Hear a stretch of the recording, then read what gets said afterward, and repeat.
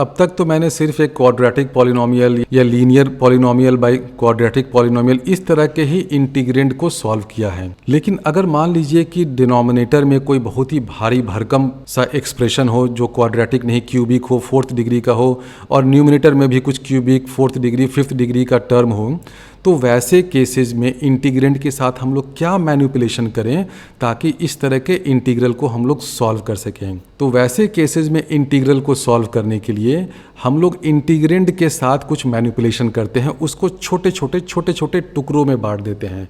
यानी कि मान लीजिए कि मेरे पास जो इंटीग्रल है वो कुछ इस तरह का है f(x/gx), ठीक है। और ये f(x/gx) किसी भी डिग्री का पॉलिनोमियल हो सकता है, ऊपर वाला 10 डिग्री का, नीचे वाला 15 डिग्री का। तो 15 डिग्री का पॉलिनोमियल है तो उसको इंटीग्रेट करना तो मुश्किल होगा। तो आप क्या कर सकते हैं, इस gx को फैक्टराइज कर दीजिए। इसके बहुत सारे फैक्टर्स होंगे और उन फैक्टर्स के करस्पॉन्डिंग आप अलग अलग फ्रैक्शन बनाइए। यानी कि मेरे पास एक फ्रैक्शन है, देखिए मेरे पास कितना फ्रैक्शन है, टू बिगिन विथ एक फ्रैक्शन है f(x/gx), इसको मैं as some of different fractions break करता हूँ। तो ये जो मेथड होता है बहुत इंपॉर्टेंट मेथड होता है, अलजेब्रा में आपने पढ़ा भी होगा, बहुत जगह लगता है। इस मेथड को कहते हैं method of partial fraction. Partial fraction का मतलब क्या हुआ कि ये जो एक फ्रैक्शन आया इसको आप 2 या 2 से ज़्यादा डिफरेंट फ्रैक्शंस के सम के रूप में ब्रेक कर दीजिए। सम का मतलब यह है कि यहाँ पर अभी प्लस के साथ माइनस भी आ सकता है, लेकिन कहलाएगा तो वो सम ऑफ डिफरेंट फ्रैक्शंस ही। यानी कि एक फ्रैक्शन को आपने डीकम्पोज कर दिया है इन डिफरेंट फ्रैक्शंस। तो अभी हम लोग डिटेल में उसी मेथड को समझेंगे कि कोई भी अगर ऐसा रैशनल फंक्शन आपको दे रखा है, रैशनल एक्सप्रेशन दे रखा है, रैशनल फ्रैक्शन दे रखा है, तो उसको पार्शियल फ्रैक्शन में कैसे ब्रेक करते हैं। सबसे पहले तो एक चीज़ ये समझिए कि कोई भी इस तरह का अगर रैशनल फ्रैक्शन हो तो जो न्यूमरेटर में है उसकी डिग्री कितनी है और डिनोमिनेटर में है उसकी डिग्री कितनी है वो ज़रूर देख लीजिए। अगर न्यूमरेटर वाले की डिग्री डिनोमिनेटर वाले की डिग्री के बराबर या उससे ज़्यादा है तो आप इसको डिवाइड कर दीजिए। मैं क्या बोल रहा हूँ कि मान लीजिए कि gx जो है वो r डिग्री का पॉलिनोमियल है और fx जो है वो r या उससे ज़्यादा डिग्री का पॉलिनोमियल है, तो आप इसको डिवाइड कर सकते हैं ना, बिल्कुल कर सकते हैं। मान लीजिए कि ऊपर में है कुछ x² + 4x + 6 है और नीचे भी जो है वो x² ही है, x² + 2x + 7 है, तो आप इसको डिवाइड कर सकते हैं। इसको आप लिख सकते हैं quotient qx plus some rx divided by gx। ये आप लोगों ने पॉलिनोमियल में पढ़ा ही होगा, रिमाइंडर थ्योरम वगैरह जब मैंने पढ़ाया था, आप मेरा ही लेक्चर देख लीजिए, डिटेल मैंने समझाया था। यानी कि इस तरह का कोई भी रैशनल फंक्शन हो उसमें अगर ऊपर वाले की डिग्री नीचे वाले से कम नहीं है तो आप इसको ऐसे लिख सकते हैं qx plus rx divided by gx। अब इस qx को आप क्वाड्रेटिक मत समझिएगा, ये qx है कोशेंट, ठीक है। ये करने से क्या फ़ायदा हुआ, फ़ायदा ये हुआ कि अब ये जो नया रैशनल फंक्शन आया इसमें डिनोमिनेटर की डिग्री ज़्यादा है न्यूमरेटर से। तो ऐसे फ्रैक्शंस को जिनमें डिनोमिनेटर की डिग्री ज़्यादा हो, यानी कि डिनोमिनेटर मान लीजिए कि 5th डिग्री का है और न्यूमरेटर है 4th डिग्री का या 3rd डिग्री का, ऐसे रैशनल फ्रैक्शंस को कहते हैं प्रॉपर। जिस तरह आप लोग प्रॉपर फ्रैक्शन पढ़ते होंगे ना कि न्यूमरेटर जो है वो डिनोमिनेटर से छोटा है, यानी कि 4/5, 4/6, ये सब प्रॉपर फ्रैक्शन है। लेकिन अगर कोई मान लीजिए कि 4/3 है तो ये प्रॉपर फ्रैक्शन नहीं होता है। एग्जैक्टली सेम लॉजिक यहाँ भी चलता है कि अगर जो न्यूमरेटर में जो चीज़ बैठा हुआ है उसकी डिग्री अगर डिनोमिनेटर वाले चीज़ की डिग्री से कम है तो उसको हम लोग कहते हैं प्रॉपर फ्रैक्शन। तो कोई भी इस तरह का फ्रैक्शन हो उसको आप डिवाइड वगैरह करके प्रॉपर फ्रैक्शन तो बना सकते हैं। तो सबसे पहले तो ये किया करिए कि कोई भी एक्सप्रेशन हो तो उसको देखिए, अगर वो प्रॉपर नहीं है तो डिवाइड करके आप प्रॉपर बना लीजिए। उसके बाद आप ये देखिए कि ये जो gx है उसको मैं फैक्टराइज कर सकता हूँ कि नहीं। अगर ये nth डिग्री पॉलिनोमियल है तो इसके n रूट्स तो होंगे ही होंगे। हाँ, भले ये हो सकता है कि सारे के सारे रूट्स रियल नहीं हो, कुछ रूट्स कॉम्प्लेक्स भी हों। तो ये जो gx है इसके रूट्स तो होंगे ही। अब अगर रियल रूट्स हैं तो उसको आप कैसे लिख सकते हैं, कुछ इस तरह का होगा x - a1 into x - a2, इस तरह के रूट्स होंगे। अब इसमें कोई रिपीट रूट है तो हो सकता है कि x - a2 whole square, x - a1 cube, ये भी हो जाए, ऐसा टर्म होगा। और अगर कॉम्प्लेक्स रूट्स हैं तो हम लोग जानते हैं कि जो कॉम्प्लेक्स रूट्स हैं दे अकर इन कॉन्जुगेट पेयर्स। तो अगर gx के कॉम्प्लेक्स रूट्स हैं तो उन दोनों को मल्टीप्लाई करिएगा तो आपको एक 2nd डिग्री का यहाँ पर टर्म आ जाएगा। तो ये जो gx है ये कितने भी डिग्री का हो, 10 डिग्री का हो, 20 डिग्री का हो, कोई फ़र्क नहीं पड़ता है। इसको हम लोग हमेशा फैक्टराइज करके या तो लीनियर फैक्टर्स में या इस तरह के फैक्टर्स में एक्स स्क्वायर प्लस ए एक्स प्लस बी, इस तरह के फैक्टर में ब्रेक कर सकते हैं। तो ये ध्यान रखिए, जी एक्स कितने भी डिग्री का हो कोई फ़र्क नहीं पड़ता है मुझे, हर तरह के जी एक्स को मैं या तो लीनियर फैक्टर या इस तरह के क्वाड्रेटिक फैक्टर में ब्रेक कर सकता हूँ। अगर मैं उसको लीनियर फैक्टर में ब्रेक कर देता हूँ तो मेरा तो काम बन गया, मैं आसानी से उसको इंटीग्रेट कर सकता हूँ। और अगर क्वाड्रेटिक फैक्टर है तो भी मैं उसको इंटीग्रेट कर सकता हूँ, क्योंकि मैंने अभी सिखाया है ना D x by Q x को कैसे इंटीग्रेट करते हैं, या डी एक्स ऊपर में एल एक्स है लीनियर है डिवाइडेड बाई क्यू एक्स है, इसको कैसे इंटीग्रेट कर सकते हैं। यानी कि अगर इस जी एक्स को हम लोग इस तरह के पार्शियल फ्रैक्शन में ब्रेक कर दें तो मेरा काम बन गया। तो पार्शियल फ्रैक्शन में देखिए कैसे ब्रेक किया जाए। तो मान लीजिए कि आपके पास ये रैशनल फ्रैक्शन है और मैं ये एज्यूम कर रहा हूँ कि ये प्रॉपर फ्रैक्शन है। अगर प्रॉपर नहीं है तो आप इसको डिवाइड कर दीजिएगा, तो एक क्यू एक्स वाला टर्म आएगा, उसको तो इंटीग्रेट करना बहुत आसान है क्योंकि वो तो डिनोमिनेटर में है नहीं ना, वो तो न्यूमरेटर में है। तो डिनोमिनेटर में जो एक्सप्रेशन है उसके अगर लीनियर फैक्टर्स हैं और रिपीट नहीं हो रहे हैं, नॉन रिपीटिंग है, यानी कि सिंगल वाले फैक्टर हैं, इस तरह के कुछ x माइनस ए वन, फिर दूसरा आ जाएगा x माइनस ए टू, इस तरह के अगर फैक्टर हैं, तो कोई रैशनल फंक्शन अगर इस तरह से है f x by g x और हम लोग एज्यूम कर रहे हैं कि x माइनस ए वन उसका लीनियर नॉन रिपीटिंग फैक्टर है, इसका मतलब x माइनस ए वन जो है वो इस जी एक्स में एक बार ही आता है, रिपीट नहीं हो रहा है, स्क्वायर वगैरह नहीं हो रहा है। तो इस x माइनस ए वन के करस्पॉन्डिंग जो फ्रैक्शन बनेगा उसमें न्यूमरेटर अगर मान लेते हैं कि a है तो हम लोग लिख सकते हैं a by x minus one plus जो बचा खुचा पार्ट है रिमेनिंग फ्रैक्शन, जिसको मैंने RF लिखा है ना, RF का मतलब ये हुआ remaining part of the partial fraction. यानी कि यहाँ पर मान लेते हैं कि कुछ और होगा, b by x minus b one होगा, या अगर इसमें क्वाड्रेटिक फैक्टर्स हैं तो कुछ और फ्रैक्शन आ जाएगा, वो सब रिमेनिंग अलग है। तो अभी हम लोग किस पे कंसंट्रेट कर रहे हैं कि हमारे पास अगर एक लीनियर नॉन रिपीटिंग फैक्टर है x माइनस ए वन, तो उस फैक्टर के करस्पॉन्डिंग फ्रैक्शन कैसा बनेगा, ऐसा बनेगा। अब मेन क्वेश्चन ये है कि इस a को कैसे फाइंड किया जाए। अब इस gx का फैक्टर ये x माइनस ए वन है, तो इस gx को आप ऐसे लिख सकते हैं x minus a one into some phi x where phi is another polynomial, बिल्कुल लिख सकते हैं। आपको फाइंड करना है a की वैल्यू, तो आप क्या करिए कि इस पूरे इक्वेशन में LHS में और RHS में सब जगह x माइनस ए वन से मल्टीप्लाई कर दीजिए। यहाँ जब x माइनस ए वन से मल्टीप्लाई करिएगा तो ये और ये कैंसिल हो जाएगा, यहाँ जब x माइनस ए वन से मल्टीप्लाई करिएगा तो ये और ये कैंसिल हो जाएगा। LHS में क्या हुआ, डिनोमिनेटर में जो फैक्टर है ये और न्यूमरेटर में जो आया ये दोनों कैंसिल हो गया, और रिमेनिंग फ्रैक्शन के साथ क्या है x माइनस ए वन तो है ही। अब आप क्या करिए, limit x tending to a one कर दीजिए, यानी कि पूरे इक्वेशन में x की वैल्यू ए वन रखिए। तो जैसे ही आप x की वैल्यू ए वन रखेंगे तो देखिए क्या हो जाएगा, यहाँ पे तो ऑलरेडी आपने x माइनस ए वन से मल्टीप्लाई कर दिया है, तो इस पूरे फ्रैक्शन को अगर आप x माइनस ए वन से मल्टीप्लाई कर रहे हैं और x tending to a one है तो ये तो भाई जीरो गया, और यहाँ पर भी x माइनस ए वन से मल्टीप्लाई किया है तो ये x माइनस ए वन और ये कैंसिल हो गया। तो LHS में क्या बचेगा, f of A one divided by, अब जो x माइनस ए वन को छोड़ के जो बचा हुआ पार्ट है फाई ऑफ ए वन, ये बच जाएगा। This is equal to a हो जाएगा। a क्यों हुआ, क्योंकि आपने पूरे को x माइनस ए वन से मल्टीप्लाई किया है, तो डिनोमिनेटर वाला x माइनस ए वन और न्यूमरेटर वाला दोनों कैंसिल हो गया, तो a की वैल्यू ये आ गई।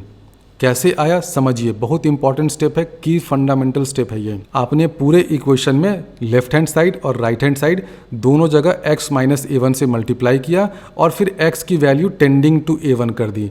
जैसे ही टेंडिंग टू ए वन किया तो राइट हैंड साइड में इस a को छोड़ करके बाकी सारे टर्म जीरो हो जाएंगे, तो सिर्फ a यहाँ बचा और लेफ्ट हैंड साइड में ये बचेगा। न्यूमरेटर में तो f ऑफ ए वन बचा, नीचे में जो x माइनस ए वन का फैक्टर है वो हट जाएगा, उसको छोड़ करके बाकी जो भी है वो बचा रहेगा। तो a की वैल्यू ये हो गई। तो a अगर आपको फाइंड करना है, ये न्यूमरेटर में क्या रहेगा उसको फाइंड करने का ये तरीका होता है। अब इतना मल्टीप्लाई वगैरह तो करना नहीं होता है, आपको क्या रहेगा क्वेश्चन में ये दिया रहेगा कि लो बेटा ये f x by g x है, नीचे में जी एक्स में एक x माइनस ए वन का फैक्टर रहेगा, साथ में और कुछ फैक्टर बहुत सारे रहेंगे, और पूछा जाएगा कि a की वैल्यू क्या हो जाएगी, यानी कि इसके करस्पॉन्डिंग। तो आप क्या करिएगा, इस x माइनस ए वन को भूल जाइएगा थोड़ी देर के लिए, उसको छोड़ के बाकी जो भी बचा हुआ है ना, उसमें आप x की वैल्यू a1 रख दीजिए। रखने के बाद जो भी नंबर आ रहा है 2, 3, 4, 5 जो आ रहा है वही a की वैल्यू हो जाएगी। तो ये तरीका है इस a को फाइंड करने का। लेकिन ये तरीका देखिए कब लगता है, ये तरीका तभी लगता है जब ये फैक्टर लीनियर हो और नॉन रिपीटिंग हो, एक ही बार आ रहा हो इस gx में। अगर ये फैक्टर रिपीटिंग हो जाए, मान लीजिए कि दूसरा फैक्टर है x माइनस b1 और वो m टाइम्स आता है, तो उन फैक्टर्स के करस्पॉन्डिंग पार्शियल फ्रैक्शन कैसा बनेगा। मान लेते हैं कोएफिशिएंट है b1, फिर यहाँ आ जाएगा x माइनस b1, फिर दूसरा फ्रैक्शन होगा b2 by x minus b1 whole square, plus ऐसे करते जाइए लास्ट तक bm, फिर यहाँ पर आ जाएगा x minus b1 to the power m। ऐसा पार्शियल फ्रैक्शन बनेगा इस x minus b1 to the power m के करस्पॉन्डिंग। तो अगर gx में कोई लीनियर रिपीटिंग फैक्टर है, रिपीटिंग मतलब 2 बार या 3 बार या 4 बार आता है, तो जितनी बार आता है उस फैक्टर के करस्पॉन्डिंग उतने पार्शियल फ्रैक्शंस बनेंगे। अब प्रॉब्लम ये होगा कि b1 b2 को कैसे फाइंड किया जाए। क्या ये वाला मेथड जो हमने ऊपर लगाया है इसमें लगेगा? इसमें b1 b2 के लिए नहीं लगेगा, सिर्फ bm के लिए लग जाएगा। bm के लिए कैसे लगेगा देखिए, आप क्या करिए, लेफ्ट हैंड साइड और राइट हैंड साइड में सब जगह x minus b1 to the power m से मल्टीप्लाई कर दीजिए। तो क्या हो जाएगा, इसमें भी न्यूमरेटर में x माइनस b1 आएगा, इसमें भी आएगा, और बाकी जो अदर रिमेनिंग फ्रैक्शंस rf हैं उसमें भी आएगा। जब आप limit x tending to b1 करिएगा तो ये भी 0 हो जाएगा, ये भी 0 हो जाएगा, केवल ये bm बच जाएगा राइट हैंड साइड में। और लेफ्ट हैंड साइड में क्या बचेगा, gx के साथ अगर x minus b1 to the power m है तो डिनोमिनेटर में ये है, न्यूमरेटर में भी ये होगा, कैंसिल आउट कर जाएगा। तो लेफ्ट हैंड साइड में क्या बचेगा आपके लिए, f of b1 divided by, इस तरह का कोई फाई अगर है तो फाई ऑफ b1 बचेगा। तो bm जो हाईएस्ट पावर वाला फैक्टर है ना, उसके करस्पॉन्डिंग न्यूमरेटर में क्या होगा उसको तो आप इस मेथड से फाइंड कर सकते हैं। लेकिन जो b1 है b2 है उन सब को आप इस मेथड से नहीं कर सकते हैं। तो आप कहेंगे कि उन सब के लिए मुझे क्या करना होगा, सिंपल मेथड करना पड़ेगा। आप ये देखिए कि ये क्या है, fx बाई gx है ना, और ये जो इक्वेशन है बेसिकली ये इक्वेशन नहीं आइडेंटिटी है, क्योंकि ये जो चीज़ है ये हर x के लिए ट्रू होता है, किसी खास x के लिए ट्रू नहीं है। This is true for all x। तो ये आइडेंटिटी है। अगर ये आइडेंटिटी है तो दोनों साइड में x के जो सेम पावर वाले टर्म्स होंगे उनका कोएफिशिएंट सेम होगा। यानी कि आप दोनों साइड को जब इक्वेट करिएगा तो डिनोमिनेटर में इधर gx है, इधर भी डिनोमिनेटर में gx आ जाएगा। आप यहाँ पर fx है तो क्या हो जाएगा, fx this is identically equal to, अब यहाँ पर कुछ आएगा, b1 टाइम्स कुछ आएगा प्लस b2 टाइम्स कुछ आएगा। अब ये जो कुछ आ रहा है दोनों साइड में, लेफ्ट हैंड साइड और राइट हैंड साइड में, आप x का कोई पावर लीजिए। मान लीजिए कि LHS में आप लेते हैं x टू द पावर 4, इधर भी कुछ x टू द पावर 4 का कोएफिशिएंट होगा। दोनों कोएफिशिएंट को इक्वेट करिए, इक्वेट करिएगा तो आपको b1 b2 और उनमें एक इक्वेशन आएगा। तो जितने अननोन्स होंगे उतने इक्वेशन आपको यहाँ से डिराइव करने होंगे, यहाँ से खींचने होंगे इस आइडेंटिटी से। तो ये होता है करेक्ट तरीका to find coefficient of b1 b2 bm। समझ गए, बहुत लंबा तरीका है, इसलिए आपको इस डिटेल तरीके से कभी क्वेश्चन में सॉल्व करने की ज़रूरत नहीं पड़ेगी। आप बाय इंस्पेक्शन ही देख कर ही बता सकते हैं कि अच्छा fx बाई gx ऐसा है तो कुछ ऐसा जोड़ दो, कुछ ऐसा घटा दो, कुछ ऊपर ऐसे कर दो, नीचे ऐसे कर दो, ताकि मैं उसको पार्शियल फ्रैक्शन में ब्रेक कर दूँ।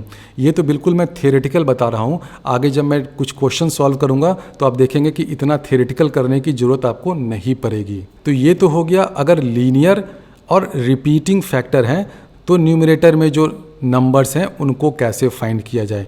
ध्यान रखिए ये कांस्टेंट नंबर होगा। क्यों कांस्टेंट नंबर होगा, क्योंकि डिनोमिनेटर में लीनियर फैक्टर है, न्यूमरेटर वाला जो है वो इससे 1 डिग्री कम का होता है।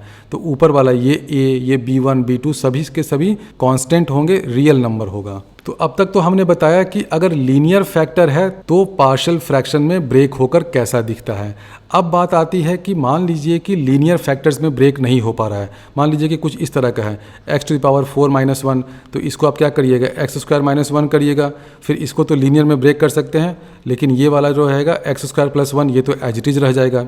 इसको तो आप लीनियर फैक्टर्स में ब्रेक नहीं कर सकते हैं ना रियल नंबर में, क्योंकि इसका तो अब कोई रियल रूट है ही नहीं। तो अगर इस तरह का कोई क्वाड्रेटिक बच गया एक्स स्क्वायर प्लस 1 और क्वाड्रेटिक से ज़्यादा हायर पावर का नहीं होगा, ध्यान रखिए क्यों नहीं होगा उसको भी मैंने समझाया था, क्योंकि कोई भी gx अगर पॉलिनोमियल है और ये gx अगर n डिग्री का है तो इसके n रूट्स होंगे, रूट्स या तो रियल होंगे या कॉम्प्लेक्स होंगे। अगर रियल होंगे तब तो आप इस तरह से x minus b1 x minus b2 x minus a1 लिख सकते हैं। अगर रूट्स कॉम्प्लेक्स होंगे तो वो कॉन्जुगेट पेयर में होंगे, तो दो कॉन्जुगेट पेयर वाले फैक्टर्स को जब मल्टीप्लाई कर देंगे तो आपको एक क्वाड्रेटिक फैक्टर मिल जाएगा। तो क्वाड्रेटिक से हायर पावर का कोई फैक्टर आपको नहीं मिलेगा, चाहे gx 10,000 डिग्री का क्यों ना हो। इसको जब आप फैक्टराइज करेंगे तो मैक्सिमम आपको क्वाड्रेटिक फैक्टर ही मिलेगा। तो मान लीजिए कि कोई क्वाड्रेटिक फैक्टर आपको कुछ इस तरह का मिल जाता है x square plus p x plus Q, और ध्यान रखिए आप इसमें एक्स स्क्वायर का कोएफिशिएंट को 1 कर सकते हैं, जो भी फैक्टर हो आप हाईएस्ट कोएफिशिएंट को डिवाइड करके 1 तो कर ही सकते हैं। तो इसके करस्पॉन्डिंग जो फ्रैक्शन बनेगा वो कैसा बनेगा, इसके करस्पॉन्डिंग जो फ्रैक्शन बनेगा वो इस तरह का बनेगा, बी एक्स प्लस सी ऊपर में आएगा और नीचे में आ जाएगा x square plus p x plus Q. ये ध्यान रखिए कि ये जो फैक्टर है वो सेकेंड डिग्री का हो गया, तो डिनोमिनेटर में अगर सेकेंड डिग्री का है तो इसका जो कोएफिशिएंट है ऊपर में वो फर्स्ट डिग्री का एक एक्सप्रेशन होगा। अगर ये वाला क्वाड्रेटिक फैक्टर भी रिपीट हो जाए, यानी कि आपकी लाइफ और थोड़ी मुश्किल हो जाए, और फैक्टर मान लीजिए कि इस तरह का है x square plus p x plus q to the power r कर देते हैं, तो आपको क्या करना पड़ेगा, आपको फिर इस तरह के आर फ्रैक्शंस लिखने पड़ेंगे, प्लस प्लस करते जाइए। एक में ये टू दी पावर 1 रहेगा, दूसरे में टू दी पावर 2 रहेगा, तीसरे में टू दी पावर 3 रहेगा, इस तरह के आर फैक्टर्स बनेंगे। और सभी फ्रैक्शंस में b1 c1 कैसे फाइंड करेंगे, आपको LHS और RHS दोनों में x to the same power वाले जो टर्म्स है ना उनके कोएफिशिएंट को इक्वेट करना पड़ेगा। तो आपको 4-5 इक्वेशन आएगा, आप a1 b1 c1 सब फाइंड कर लीजिएगा। अगर ये रिपीटिंग है, मान लीजिए कि डबल है, तो क्या हो जाएगा, एक तो ऐसा बनेगा, दूसरा बन जाएगा, दूसरा कोई कोएफिशिएंट ले लीजिए b1x plus c1 divided by आ जाएगा यही सेम चीज़ होल स्क्वायर। ये देखिए b और b1 अलग है, c और c1 अलग है, ठीक है, और ये b1 और ये b1 अलग है। तो अगर क्वाड्रेटिक फैक्टर है तो फ्रैक्शंस ऐसे बनेंगे। अगर नॉन रिपीटिंग है तो एक फ्रैक्शन होगा b x plus c divided by x square plus p x plus Q.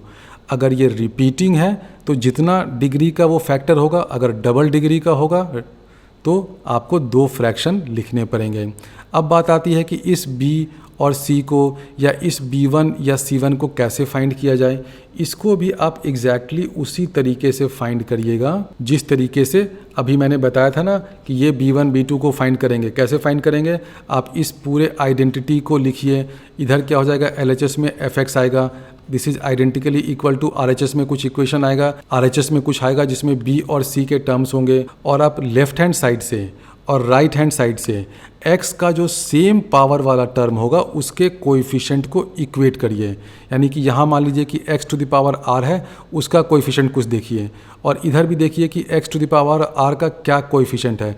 दोनों कोएफिशिएंट को इक्वेट करिएगा तो आपको b c में या जितने भी अननोन होंगे कम से कम उतने इक्वेशन तो आपको मिल जाएंगे। तो उस मेथड से आप b c या और भी जितने अननोन्स हैं सभी को आप फाइंड कर सकते हैं। तो ये है डिटेल्ड थ्योरी कि किसी भी आर्बिट्ररी रैशनल फंक्शंस को पार्शियल फ्रैक्शन में कैसे ब्रेक करते हैं। अब जो थ्योरी मैंने डिटेल में पढ़ाई है, इतनी डिटेल में आपको क्वेश्चन में अप्लाई नहीं करना पड़ेगा। क्वेश्चन में इंटीग्रेंट आपको दिख जाएगा कि अरे रे ये तो ऐसा है, इसमें ये जोड़ो ये घटाओ तो ये पार्शियल फ्रैक्शन में ब्रेक हो जा रहा है। तो अभी अगले ही पार्ट में हम लोग कुछ क्वेश्चन सॉल्व करेंगे और वहाँ मैं आपको दिखाऊंगा कि क्वेश्चन में जो इंटीग्रेंट दिया हुआ है उसको पार्शियल फ्रैक्शन में कैसे ब्रेक करते हैं। फॉर एग्जाम्पल मान लीजिए कि आपको इसको इंटीग्रेट करना है। अब इसको इंटीग्रेट करने के लिए आपको पार्शियल फ्रैक्शन में ब्रेक करना पड़ेगा। तो सबसे पहले तो आप ये देखिए कि जो न्यूमरेटर है ये भी सेकंड डिग्री का है, डिनोमिनेटर है ये भी सेकंड डिग्री का है, यानी कि ये प्रॉपर फ्रैक्शन नहीं हुआ।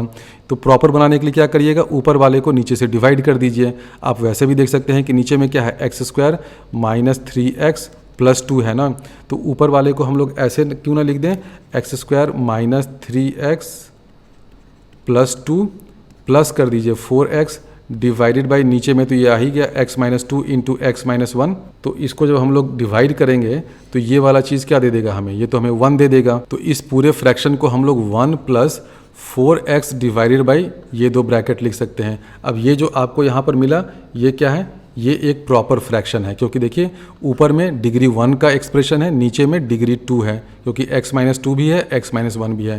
तो इस चीज़ को आप थोड़ा सा मैनिपुलेट करके सबसे पहले तो ऐसे लिखिए। तो हमने पार्शियल फ्रैक्शन को ऐसे ब्रेक कर लिया, 1 + 4x by x-2 into x-1। यहाँ तक समझ में आ गया सबको। अब इस x-2 और x-1 के करस्पॉन्डिंग पार्शियल फ्रैक्शन क्या होगा, वो कैसे फाइंड करें। हम लोग इसको लिख सकते हैं 4x by x-2 into x-1, this is equal to some a divided by x-2 plus b divided by x-1। अब इस a और b को कैसे फाइंड किया जाए यही आपको पता करना है। एक तरीका क्या होता है कि आप इधर लिखिए 4x इज इक्वल टू ऐसे लिख सकते हैं a into x-1 plus b into x-2 लिख सकते हैं।